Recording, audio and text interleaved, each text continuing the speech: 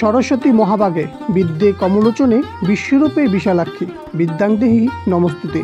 সনাতনী ধর্মানুসারীরা এই মহামন্ত্র পড়েই আগামী 14 ফেব্রুয়ারি বিদ্যার দেবী সরস্বতীর পূজা অর্চনা করবেন। শাস্ত্রীয় অনুসারে মাঘ মাসের শুক্লপক্ষের পঞ্চমী তিথিতে সরস্বতী পূজা অনুষ্ঠিত হয়। প্রতি বছরের মতন এবারও ঢাকা বিশ্ববিদ্যালয়ের ঐতিহ্যবাহী জগন্নাথ হলে সরস্বতী পূজার আয়োজন করা হয়েছে। ঢাকা বিশ্ববিদ্যালয়ের বিভিন্ন ইনস্টিটিউট জগন্নাথ হল চত্বর সমূহে বিভিন্ন আইডিয়া ও থিম ভিত্তিক প্রায় ৮০টিরও বেশি প্রতিমা স্থাপন ও মণ্ডপ নির্মাণ করছেন।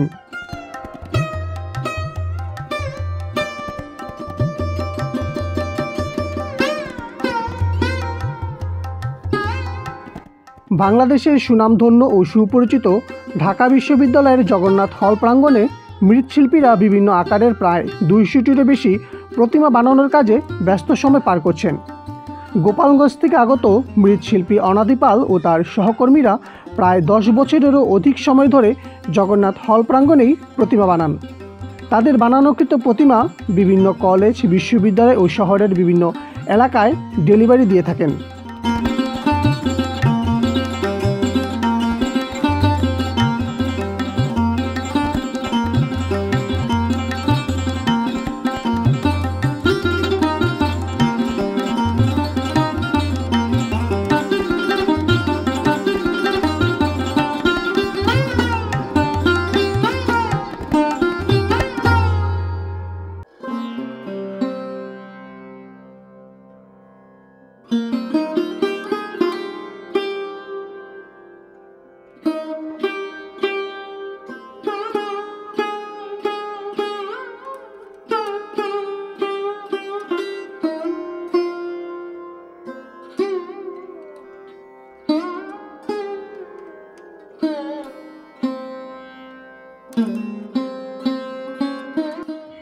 জগন্নাথ হল ঢাকা বিশ্ববিদ্যালয়ের হিন্দু, বৌদ্ধ, খ্রিস্টান সম্প্রদায় সহ উপজাতির ছাত্রদের জন্য সংরক্ষিত হল। ঢাকা বিশ্ববিদ্যালয়ের প্রথম যে 3টি হল নিয়ে যাত্রা শুরু করে জগন্নাথ হল তার মধ্যে একটি। মানিকগঞ্জের বালিয়াটির জমিদার কিশোরীলাল চৌধুরীর পিতা জগন্নাথ রায় চৌধুরীর নামে এই জগন্নাথ হলের নামকরণ করা হয়।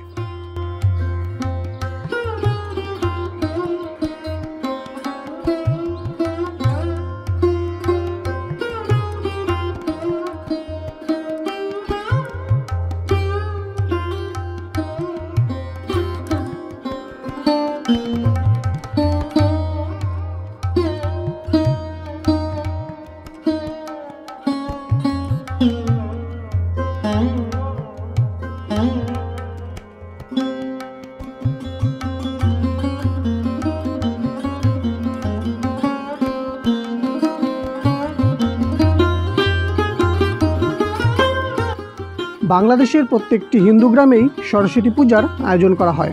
বাংলাদেশের প্রধান ধর্মীয় উৎসবগুলোর মধ্যে একটি সরস্বতী পূজা। এই পুজো উপলক্ষে বাংলাদেশের স্কুল, কলেজ, বিশ্ববিদ্যালয়গুলো একদিনের ছুটির ঘোষণা দিয়ে থাকেন। তাছাড়া জগন্নাথ হল, রমনা কালী মন্দির, কলাবাগান মাঠ, শাঁখারীবাজার, তাঁতীবাজার এবং সূত্রাপুর সহ বিভিন্ন স্থানে জমকালো আয়োজনের মাধ্যমে দেবী সরস্বতী মায়ের পূজা অর্চনা করা হয়। নমস্কার, আমি অনাদি পাল। আমাদের জেলা হচ্ছে গোপালগঞ্জ। আমরা গোপালগঞ্জ থেকে প্রত্যেক বছরের ন্যায় জগন্নাথ হলে প্রতিমা করতে আসি। তো আমরা এখানে প্রত্যেক বছর 70-80টা থেকে 100 পর্যন্ত প্রতিমা করি। তো 20-30 হাজার থেকে শুরু করে 3000 পর্যন্ত প্রতিমা পাওয়া যাবে। তো প্রতিমার ক্যাটালগ দেখে যেমন ডিজাইন হবে সেই হিসাবে আমরা মজুরি নিয়ে থাকি। দেখেন, এই প্রতিমাটার ভিতরে অনেক কাজ, অনেক, এটা কালার করলে অনেক সুন্দর হবে। অনেক সময় লাগছে প্রতিমাটার কাজ করতে। তো প্রতিমাটার মজুরি আমরা নিচ্ছি 20,000 টাকা। আমাদের এটা হলের বাইরে ইয়াতে যাবে। তো এটার এবছরের অনেক খড় বাঁশের অনেক মূল্য পড়ে যায়, সেই হিসাবে আমাদের একটু মজুরি কম হয়ে যায়। তো তবুও ছাত্ররা এবং ছাত্ররা নেয়, তাদের সে দিকে তাকাই আমাদের এগুলো দিতে হয়। এটার ভিতরে অনেকটা কাজ একটু কম হবে, তো এটার মজুরি কম আছে। যেমন এটা আমরা 10,000 টাকায় দিচ্ছি। এটা কেনা শাড়ি বসানো হবে, কেনা চূড়াগুলো এগুলো বসাতে হবে, যার জন্য এটা একটু কম মূল্যে আমরা দিতেছি। তারপরে আসছি আমরা, এটা হচ্ছে মোটামুটি কাজ হবে। এটাও কালার করলে অনেক সুন্দর হবে। এটা সবগুলো হাতের কাজ আমাদের। তো এখানে এটা আমরা নিচ্ছি 12,000 টাকা মূল্য। এটাও আমাদের হলের ভিতর থাকছে। তারপরে আমরা আসি এইটায়, এটাও আমাদের ওটার মতন কাজ, ওটারও মূল্য ওরকম হবে, এটাও আমাদের হলের বাইরে যাবে, এটা ওরকম আমরা 12,000 টাকা নিচ্ছি। তারপরে আসছে এই যে এখানে বড় একটা হাঁস, এটাও অনেকগুলা কাজ হবে, এটাও রং করলে আরো বেশি সুন্দর হবে। তো এটা আমরা বেচতেছি 15,000 টাকা, এটাও আমাদের হলের ভিতরে থাকছে। তারপরে আমরা আসি এটারও এরকমই হবে, এটাও এরকম 15,000 টাকা মূল্য হবে, এটাও এরকম একই কোয়ালিটির কাজবাজ আমরা করছি, এটাও আমাদের হলের ভিতরে থাকছে। তারপরে আসছি এটা হবে প্রচুর কাজ হবে, এটা অনেক সুন্দর হবে, এটা নিচ্ছে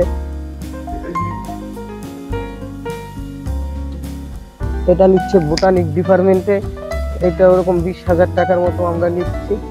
আশা বাড়িতে পুজো করবেন তারা আমাদের কাছ থেকে এই ঠাকুরগুলো নিতে পারেন। এই ঠাকুরগুলো আমরা বিক্রি করতেছি 1500 টাকা থেকে শুরু করে 2000 টাকা পর্যন্ত। যদি কারো দরকার হয় তাহলে জগন্নাথ হলে আসবেন। আমাদের এই প্রতিমাগুলো সর্বোচ্চ বাজেটের 20,000 টাকা। দেখছেন কত সুন্দর প্রতিমা। এখানে যদি আপনারা আসেন আরো একটু কমে বা কথা বলে আপনাদের দিতে পারবো। আমাদের স্টুডিওতে অনেক ধরনের প্রতিমা আছে, আপনাদের যদি কারো ভালো লাগে আপনারা অবশ্যই স্টুডিওতে আসবেন।